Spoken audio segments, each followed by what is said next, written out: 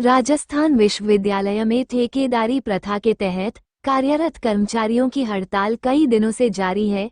अपनी मांगों को लेकर कर्मचारी कुलपति सचिवालय पर धरना प्रदर्शन कर रहे हैं। ठेका कर्मचारियों की प्रमुख मांग है कि उनके वेतन में वृद्धि की जाए, पीएफ का पैसा समय पर खाते में जमा तथा एएसआई की सुविधा उन्हें मिले। गौरतलब है कि ठेका प्रथा के तहत विश्वविद्यालय में 800 से अधिक कर्मचारी कार्य कर रहे हैं। न्यूज प्लस राजस्थान में जाना इन कर्मचारियों का दुख। कौन लड़ेगा? हम लड़ेंगे, हम लड़ेंगे। कौन लड़ेगा? हम लड़ेंगे, हम लड़ेंगे। करनी होगी, करनी होगी, करनी होगी, करनी होगी, करनी होगी, करनी होगी। क्या कहना है आपका? कौन से पहले बताइए, कहाँ काम करते हैं? मैंने यहाँ राजस्थान यूनिवर्सिटी 5 जून 2024 को ज्वाइन किया था और मतलब अभी मुझे 1 साल से अभाव हो गया है। मैंने स्पोर्ट्स बोर्ड में ज्वाइन किया था, उसके बाद में अभी मैं एनएसएस डिपार्टमेंट में हूँ। और इसके अलावा मैं बताना चाहूँगी कि 1 साल में जो मतलब जैसे हमारा पीएफ ईएसआई जो भी था, पीएफ का अमाउंट मेरा 1 साल का नहीं डला। इसके अलावा हम अभी यहाँ पे जो धरने पर बैठे हैं वो है हमारा न्यूनतम मजदूरी बढ़ाने के लिए, कि न्यूनतम मजदूरी बहुत कम है। टोटल सैलरी यहाँ जो स्टार्ट है पियोन से लेकर टीसीओ कंप्यूटर ऑपरेटर की पोस्ट, वो लगभग 6000 से 8000 के बीच का है। इससे ज़्यादा कोई सैलरी नहीं दी जाती है। तो न्यूनतम वेतन वृद्धि की जाए, पहला टॉपिक तो ये है। दूसरा हमारा ये है कि कॉन्ट्रैक्ट जैसे ख़त्म हुआ तो 13 दिन का जो डिफरेंस था कॉन्ट्रैक्ट मतलब जो यूनिवर्सिटी है उसमें और कॉन्ट्रैक्टर के बीच में होता है, इस चीज़ की जानकारी सारे मज़दूरों को नहीं होती है। तो इस चीज़ का ना हमें कोई सर्कुलर बताया गया कि अगर आपका कॉन्ट्रैक्ट यहाँ तक ख़त्म हो गया है और ख़त्म हो गया है तो हमें बताया जाता, तो हमारी इच्छा थी कि हम उस चीज़ को करें या ना करें। उसका वेतन हमें नहीं दिया गया।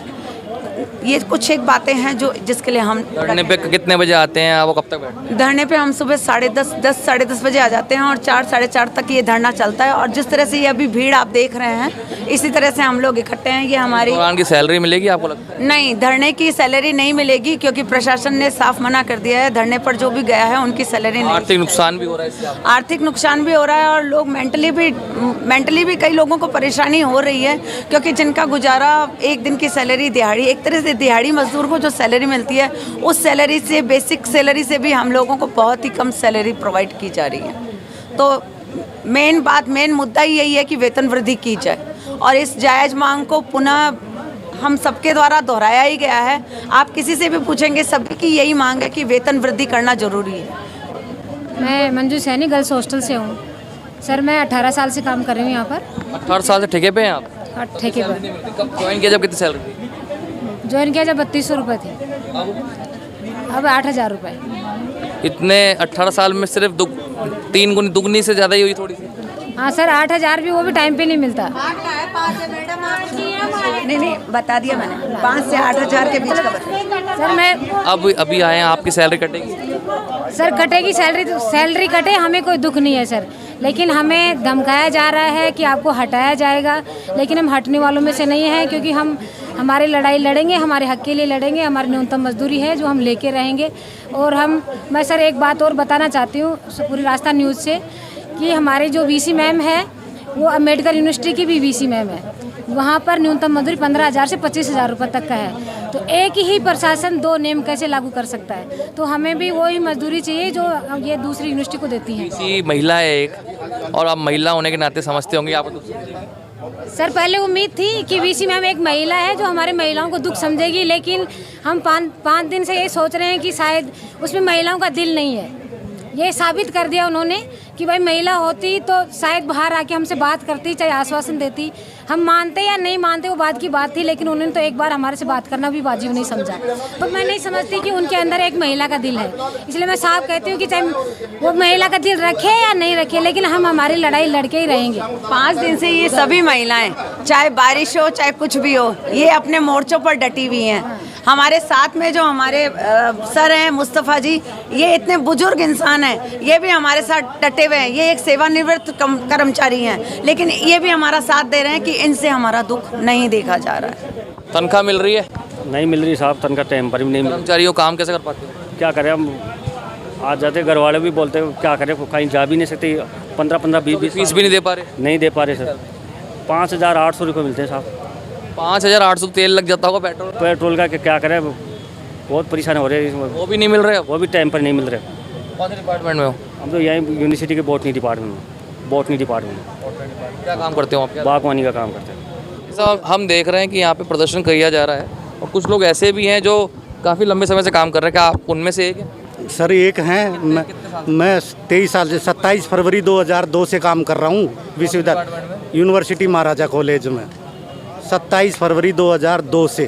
सैलरी कितनी थी पहले और अब कितनी है? सर उस वक्त 2000 रुपये थी, अब क्या है 9300 रुपये मिल रही है।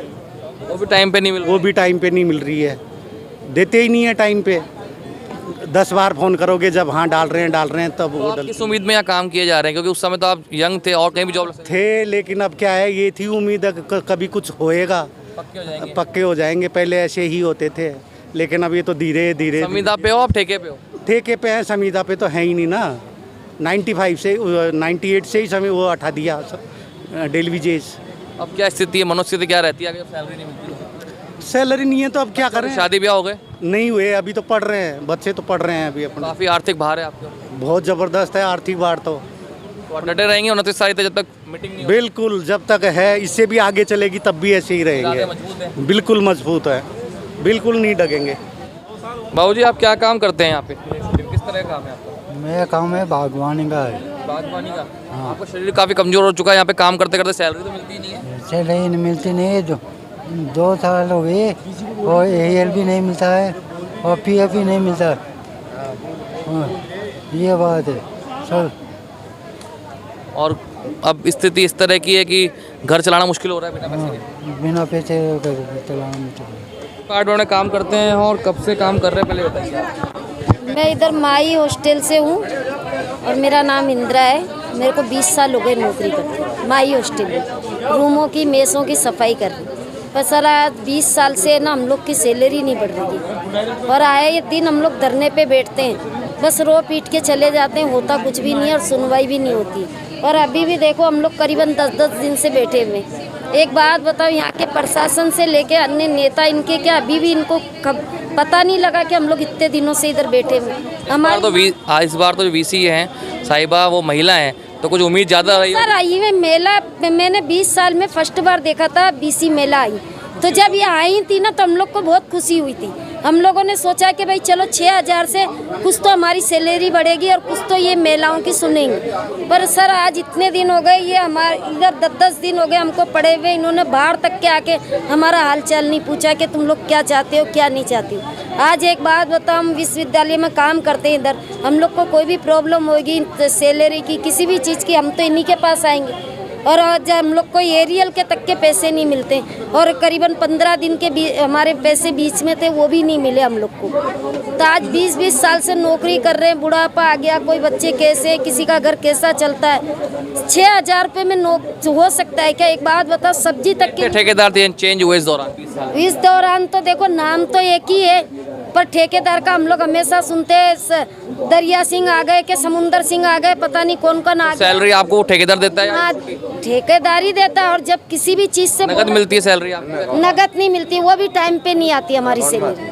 अकाउंट में आती है पर टाइम पे नहीं आती, कभी 10 तारीख को, कभी 15 तारीख को, कभी 12 तारीख को मिलता है। आप लोगों से शक्ल देखी आपने उसी कभी? मिलता है जब ऐसा हंगामा करते हैं ना, तो जब वो समझौता कराने के लिए आते हैं, शक्ल दिखाते हैं, चले जाते हैं, और कुछ नहीं। कहीं ना कहीं ठेकेदार प्रशासन दोनों मिले हुए लग रहे हैं। हाँ वो तो है ही सर, जैसे इनसे बोला जाता है तो ये कहते हैं कि अपने ठेकेदार से बोलो, ठेकेदार से बोला जाता है तो वो कहते हैं अभी BC सर से ये ऑर्डर नहीं मिला, फलाना नहीं मिला, ऐसे होता है। और हम तो देखो 20 साल हो गए नौकरी करते करते, हमारी तो हालत ही बुढ़ापे से भी बदतर होनी आई। और इस बार तो हम तो ऐसे बैठे हैं कि अगर अभी हमारी सुनवाई नहीं होगी ना तो हम तो नहीं उठेंगे।